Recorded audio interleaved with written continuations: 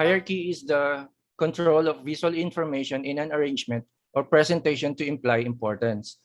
Hierarchy influences the order in which the human eye perceives what it sees or the arrangement of graphic elements in a design in order of importance.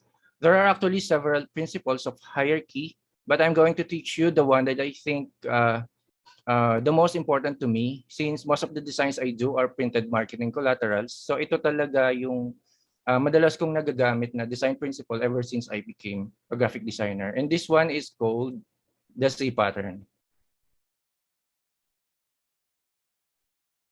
C patterns apply to some sorts of pages or printed ads like flyers, magazine covers, landing pages, or websites, where information is not necessarily presented in block paragraphs.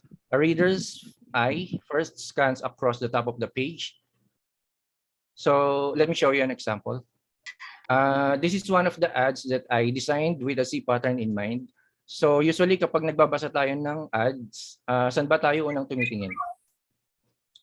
Di ba sa headline?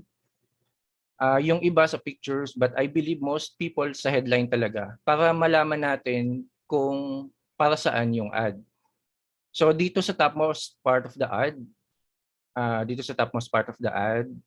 this is where the important information is likely to be found. Then shoots down to the opposite corner at a diagonal and does the same thing across the lower part of the page. Another example is this. Web designers or landing page designers commonly construct their pages to conform explicitly to this behavior. So if we take a look at this is one example of a landing page with the C pattern.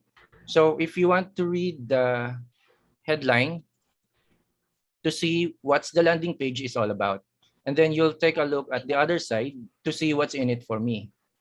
Then you'll fill up the form and click submit. Another good example of hierarchy is the login page of Facebook.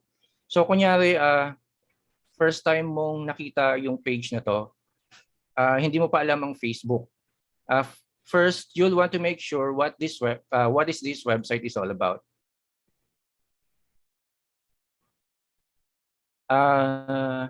Then you'll want to know what's in it for me. And you got interested by the description, and then you'll sign up. So what got you interested? So yung pagka tumingin ka dun sa what's in it for me, Facebook helps you connect and share with the people in your life.